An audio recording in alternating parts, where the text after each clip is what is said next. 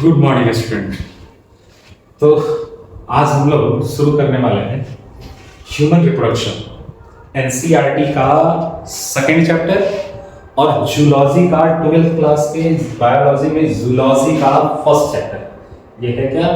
NCERT जो book है उस एनसीईआरटी बुक की ये चैप्टर सेकेंड है,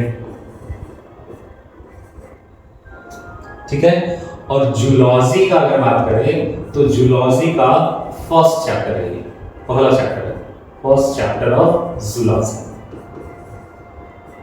अब इस चैप्टर में क्या है? तो इस चैप्टर में हम लोग देखेंगे ह्यूमन रिप्रोडक्शन के बारे में पढ़ेंगे कि रिप्रोडक्शन ह्यूमन में रिप्रोडक्शन की प्रक्रिया जो है वो कैसे चल रही है, कैसी होती है।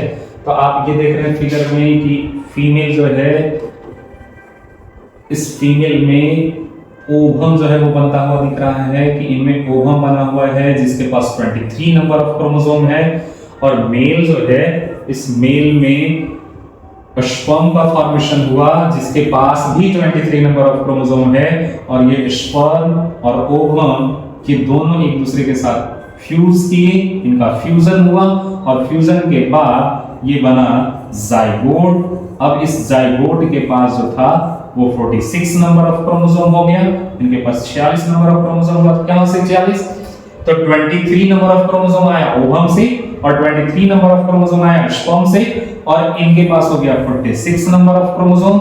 और यही जाइगोट जो है वो डेवलप करके एम्ब्रियो में कन्वर्ट किया और यही एम्ब्रियो जो है वो फिटस में कन्वर्ट करता है और फिटस के बाद एक नए बच्चे का जन्म होता है, नियोनेटल का जन्म होता है। ये जो हम लोग फिगर में देखते हैं। बट क्या रिप्रोडक्शन में सिर्फ यही घटना है? क्या रिप्रोडक्शन अगर हो रहा है तो रिप्रोडक्शन में क्या क्या हो रहे हैं? इस रिप्रोडक्शन शब्द से तो हम लोग पहले से भी वाकिफ हैं। ये रिप्रोडक्शन वर्ड जो है, इस रिप्रोडक्शन से हम लोग रिप्रोडक्शन के बारे में पहले भी जाने हैं। क्या है रिप्रोडक्शन? तो रिप्रोडक्शन नाम से ही क्लियर है कि रिप्रोडक्शन एक्चुअली में है क्या। तो रिप्रोडक्शन री मीन्स अगेन, फिर से दोबारा, और प्रोडक्शन का मतलब है कि मनुष्य अपने जैसे ऑफ स्प्रिंग को या अपने जैसे ह्यूमन को जो है वो क्रिएट करना है, दोबारा क्रिएट करना। तो ऐसे प्रोसेस को कर दिया जाएगा रिप्रोडक्शन। और रिप्रोडक्शन जो है वो हर एक जीव करता है, लेकिन ये रिप्रोडक्शन जो है वो एक्चुअली में किस लिए? तो ये रिप्रोडक्शन जो है ये क्या करता है? तो जो जनरेशन है ऑर्गेनिज्म का, ये जनरेशन को कंटिन्यू करता है। जनरेशन के कंटिन्यूटी के लिए, जनरेशन कंटिन्यूटी के लिए ये इंपॉर्टेंट होता है। जनरेशन की कंटिन्यूटी हो रही होती है, जनरेशन कंटिन्यू हो रहा होता है। अगर कोई ऑर्गेनिज्म रिप्रोडक्शन नहीं कर रहा है तो रिप्रोडक्शन नहीं कर रहा है मतलब उसकी जनरेशन उसके बाद से जो है वो खत्म हो जाएगी, एंड हो जाएगी। दैट मींस वो अर्थ पे नहीं मिलेगा। और ये कंटिन्यूटी, इसी को मेंटेन करने के लिए जो है वो हर एक ऑर्गेनिज्म रिप्रोडक्शन कर रहा होता है। तो एनसीईआरटी में हम लोग इस चैप्टर को जो है कवर करेंगे और एनसीईआरटी का line by line, NCERT book में जो दिया हुआ है और एनसीईआरटी की जो लाइन है वो एनसीईआरटी लाइन बाय लाइन क्या कहना चाह रही है, क्या मतलब है, उसको लाइन बाय लाइन लोग कवर करेंगे एनसीईआरटी। अब ये जो चैप्टर है, इस चैप्टर को हम लोग को ये ध्यान में रखना है कि ये चैप्टर सिर्फ इस तरह से नहीं पढ़ना है कि ये सिर्फ 12th एग्जाम में आएगा या बोर्ड एग्जाम में आने वाले हैं या नीट का तैयारी कर रहे हैं तो नीट में जो है वो 3-4 क्वेश्चन जो है वो इसमें नीट में जो है वो आ रही है, तो हम भी जो है वो नीट का एग्जाम देंगे और वो कवर कर लेंगे। ये 3-4 क्वेश्चन को कवर करेंगे, ये तो करना ही है, 3-4 क्वेश्चन कवर करना ही है नीट में। इसके अलावा ये भी करना है कि ये पूरा का पूरा चैप्टर जो है वो इस तरह से डिजाइन किया गया है, इस तरह से या इतने सारे इंफॉर्मेशन इस चैप्टर में दिए हुए हैं कि ये सारा इंफॉर्मेशन इस चैप्टर का वो आपको लाइफ टाइम तक जो है लाइफ टाइम काम आने वाली है।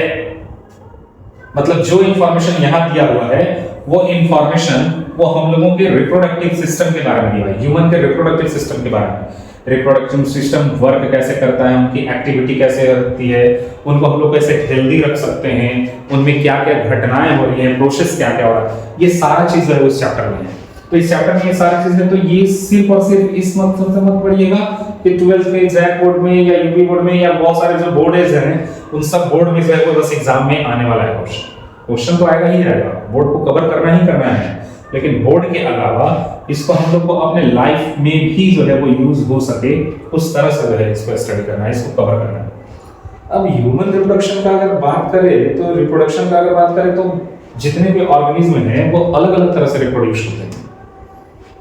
कुछ रिप्रोडक्शन ऐसी होती है जिनमें सिंगल पैरेंट होता है, एक पैरेंट है, सिंगल पैरेंट है, और ये सिंगल पैरेंट जो है यही बर्थ करता है, यही बच्चे को जन्म दे रहा है, या ये कह दीजिए कि इनसे ही इनके जैसे ऑर्गेनिज्म जो है वो जन्म ले रहे हैं। तो अगर सिंगल पैरेंट अपने जैसे बच्चे को या अपने जैसे ऑर्गेनिज्म को बर्थ कर रहा है तो ऐसे को कह दिया गया एसेक्सुअल रिप्रोडक्शन। ये भी हम लोग पढ़े हुए हैं, एसेक्सुअल रिप्रोडक्शन कहा जाएगा।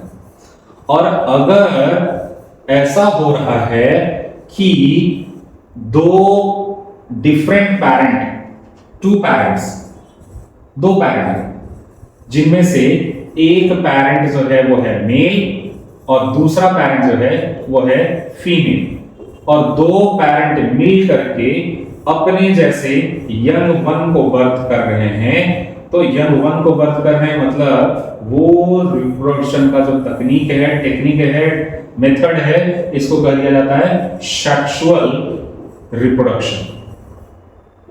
तो यहां हम लोग इस चैप्टर में जो पढ़ेंगे वो चैप्टर में पढ़ने को मिलेगा ह्यूमन सेक्सुअल रिप्रोडक्शन करने वाला ऑर्गेनिज्म है।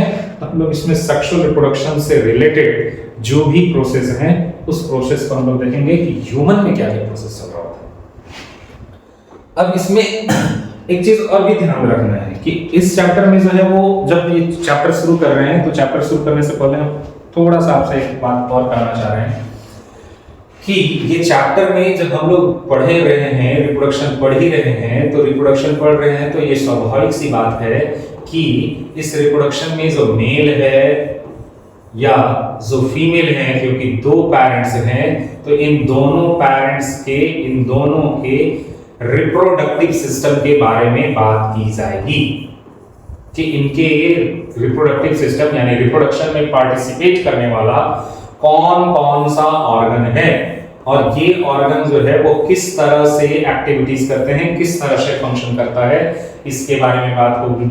अब इसके बारे में बात होगी तो स्वाभाविक सी बात है कि फीमेल रिप्रोडक्टिव ऑर्गन के वजाइना के बारे में बात की जाएगी, फीमेल रिप्रोडक्टिव ऑर्गन के यूट्रस के बारे में बात की जाएगी, इसके मैमरी ग्लैंड के बारे में बात किया जाएगा, ये सब जो है वो बात की जाएगी यहाँ।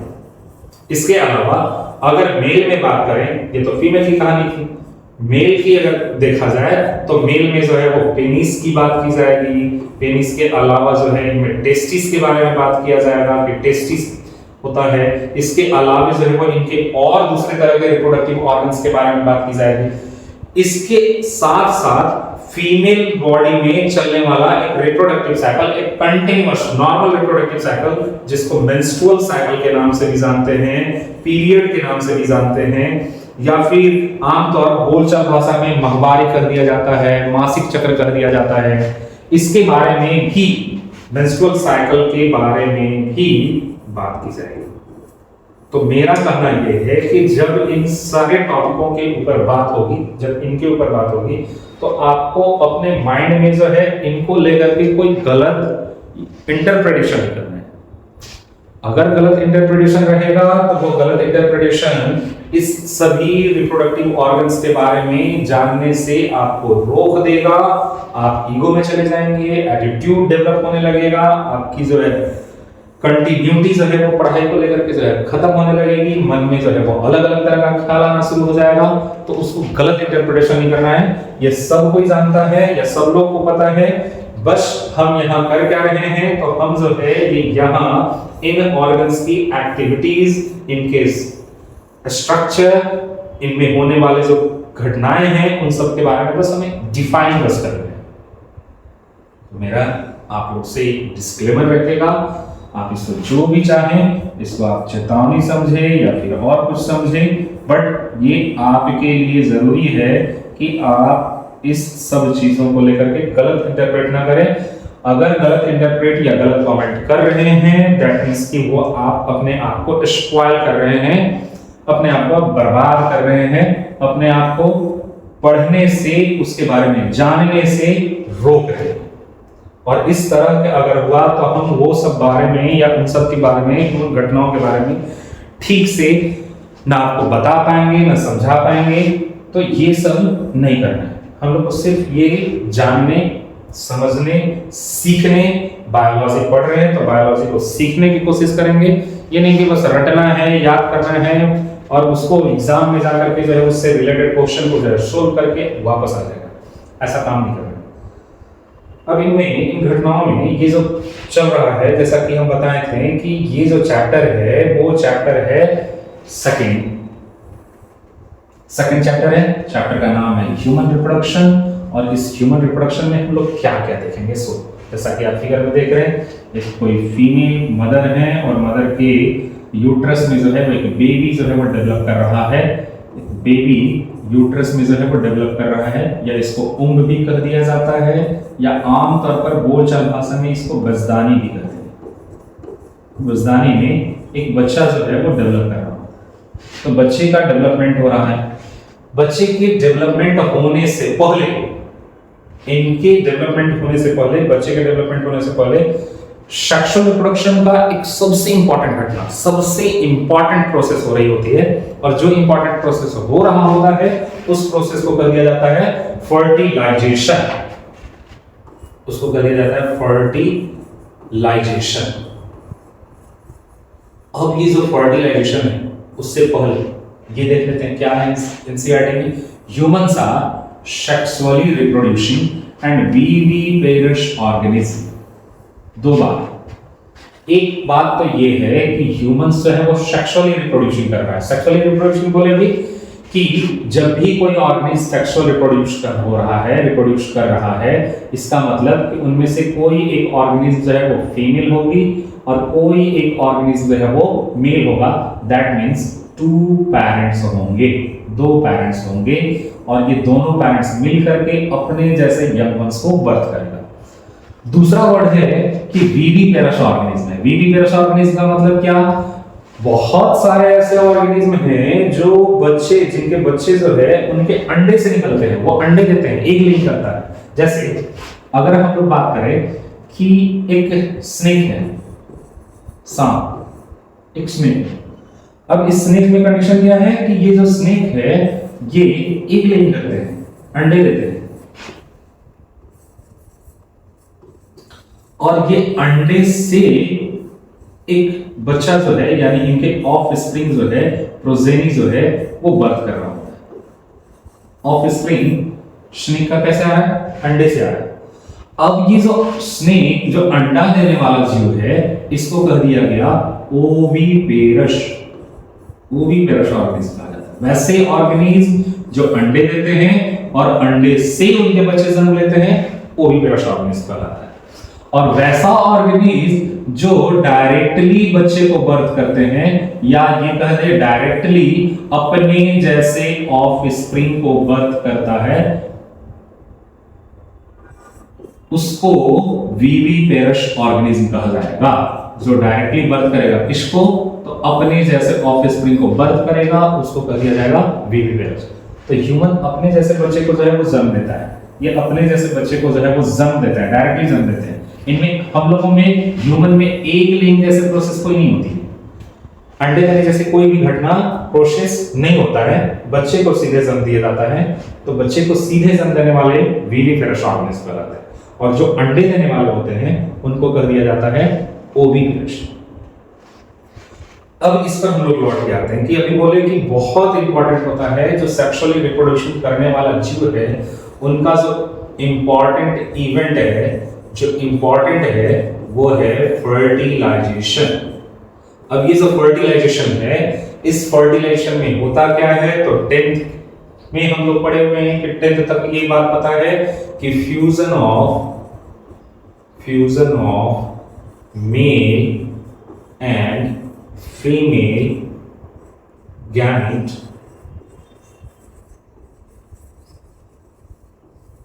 Mail and female gamete that leads to the formation of, इनके फ्यूजन के वजह से जो फॉर्मेशन होगा उस फॉर्मेशन को कह दिया जाता है जाइगोट। जो बना उसको कह दिया गया जाइगोट। ये हम लोग बचपन के क्लास में पढ़े थे, 10th क्लास तक की क्लास में ये बताया गया है कि फ्यूजन होता है मेल गैमेट का फीमेल गैमेट के साथ, और फ्यूजन के बाद जाइगोट बनता है, और इस जाइगोट के बनने का जो प्रोसेस है इसको कह दिया जाता है फर्टिलाइजेशन।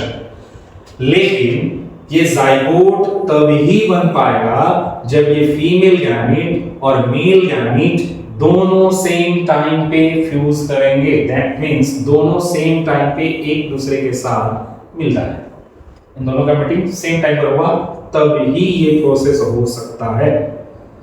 इंपॉर्टेंट इवेंट है तो ऐसा भी नहीं है कि सिर्फ और सिर्फ फर्टिलाइजेशन ही होता है।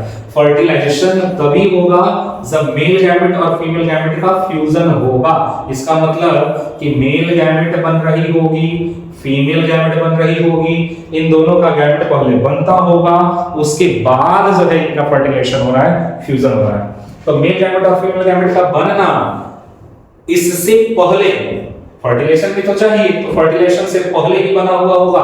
दैट मींस कि एक प्रोसेस चल रही होगी जिसको कह दिया जाएगा गैमेटोजेनेसिस, और इसी गैमेटोजेनेसिस के अंतर्गत मेल में मेल गैमेट और फीमेल में फीमेल गैमेट का फॉर्मेशन होता है।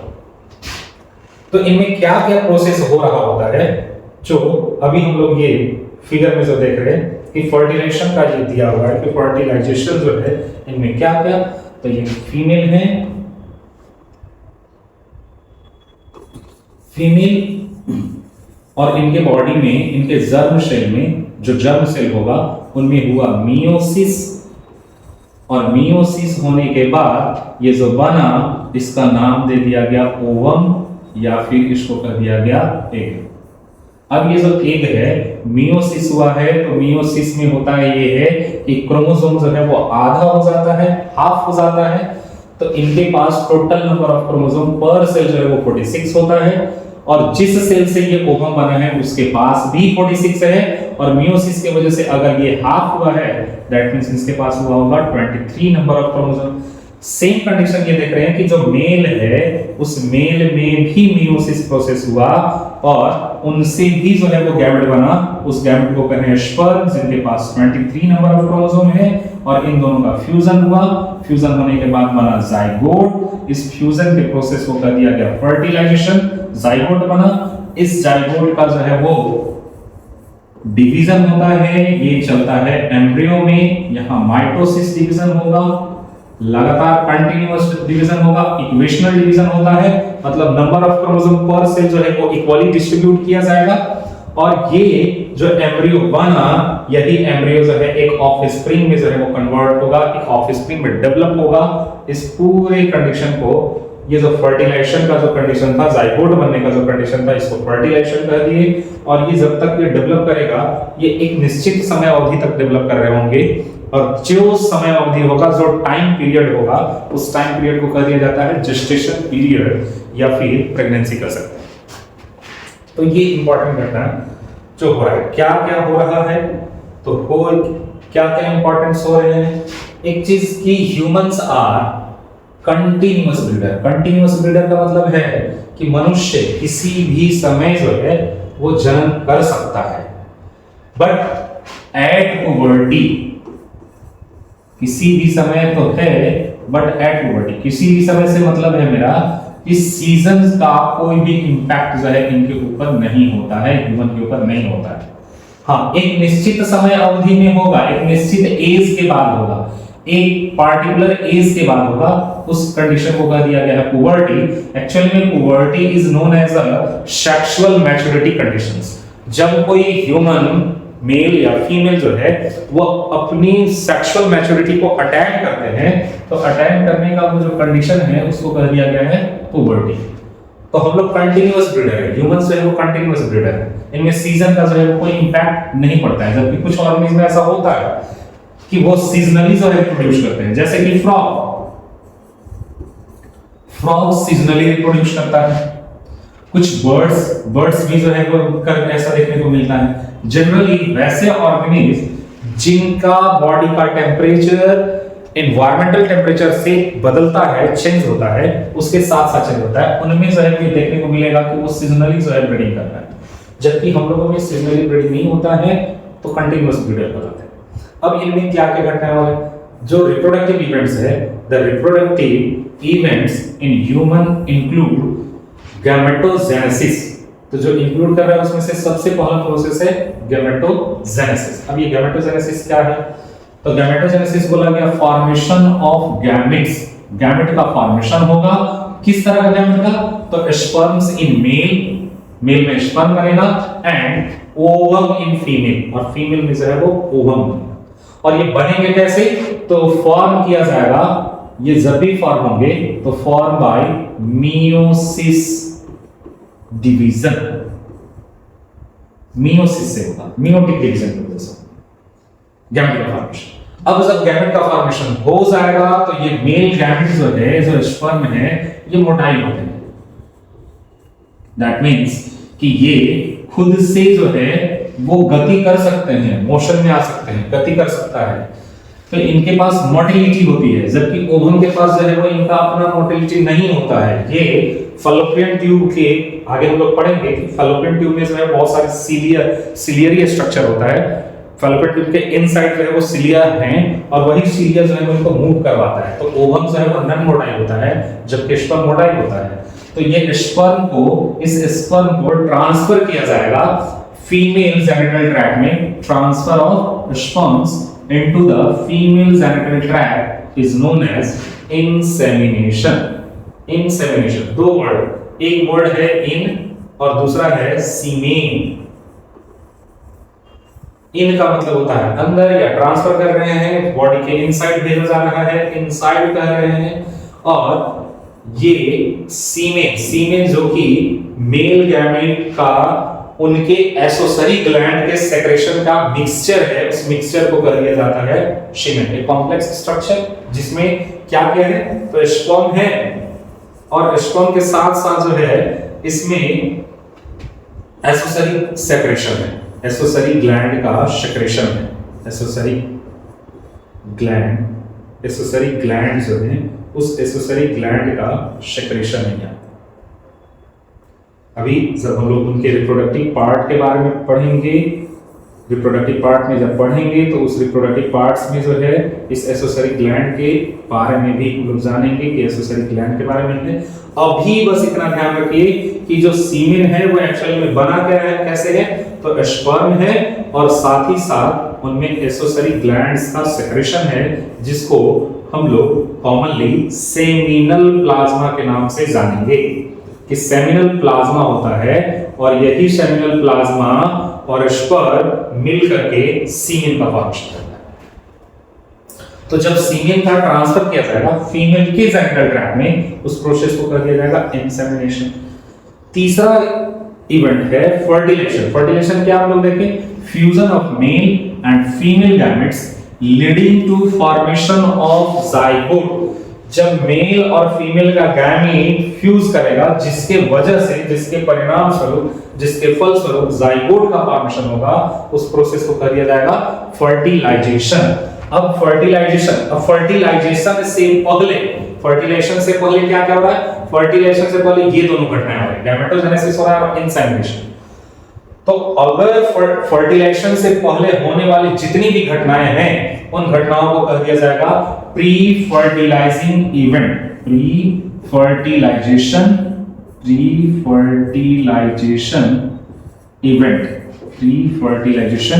इवेंट्स कहा जाएगा। ये कब कहेंगे, तो वो सब इवेंट्स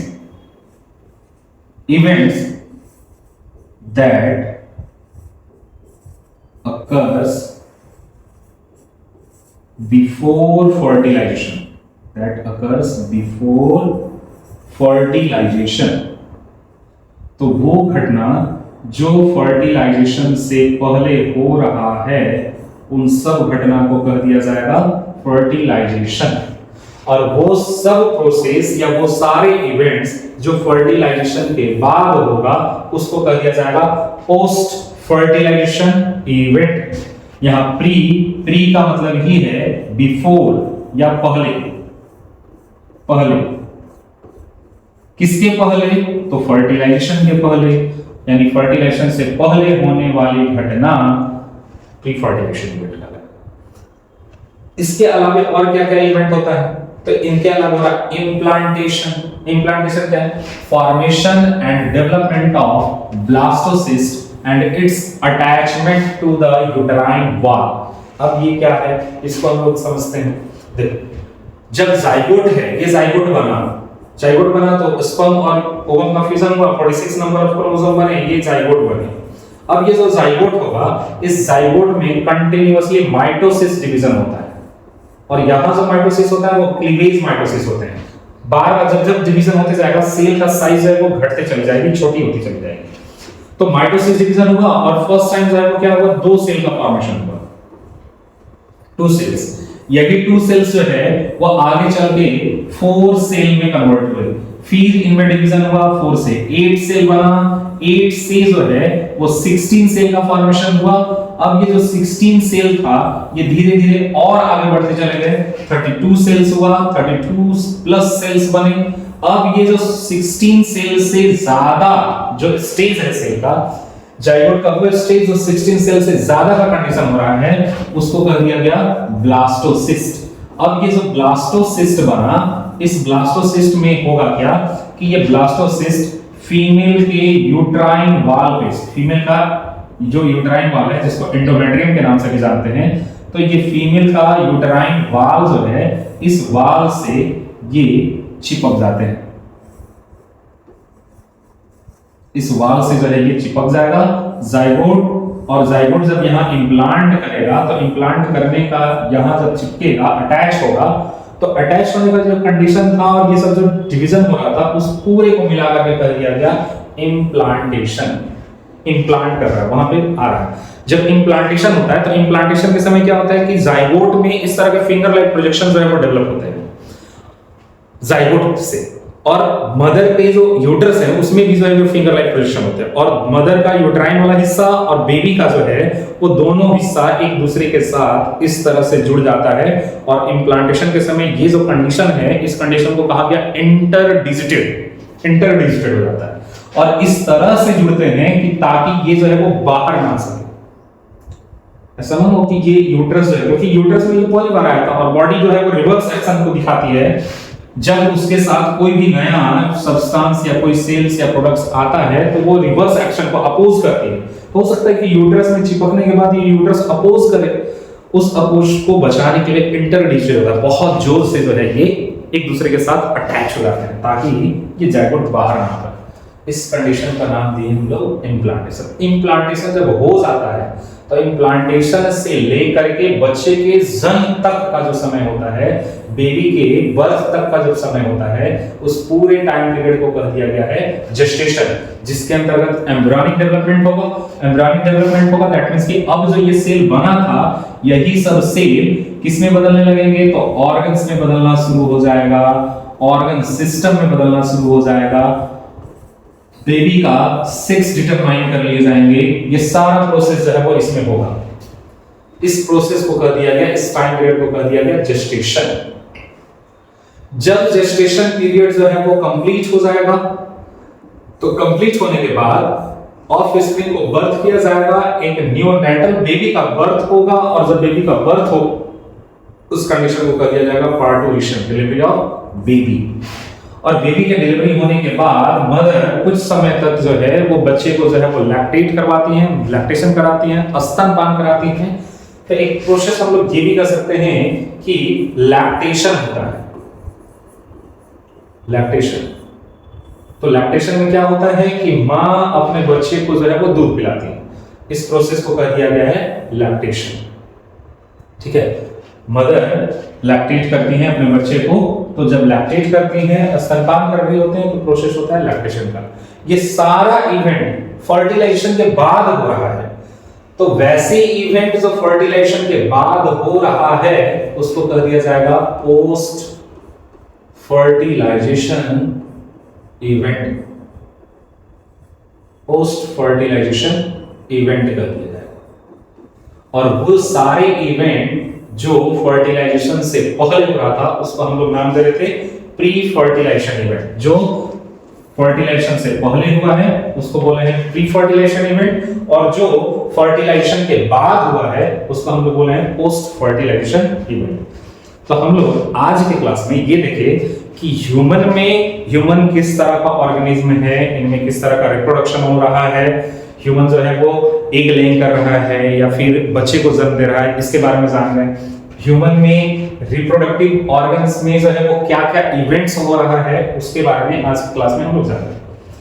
नेक्स्ट क्लास में हम लोग ये जो इवेंट्स हैं ये इवेंट कहाँ कहाँ हो रहा है, कैसे कैसे चल रहे हैं, कितना टाइम लग रहा है, इन सारे इवेंट को और डिटेल में हम लोग जानेंगे। उससे पहले कि ये सारा इवेंट जो है, क्या ये सारा इवेंट किसी ह्यूमन के बर्थ के समय से ही शुरू हो जाता है या कोई एक लिमिट एज के बाद, एक पर्टिकुलर एज के बाद शुरू होता है? तो नेक्स्ट क्लास में हम लोग इसके ऊपर चर्चा करेंगे। That's all.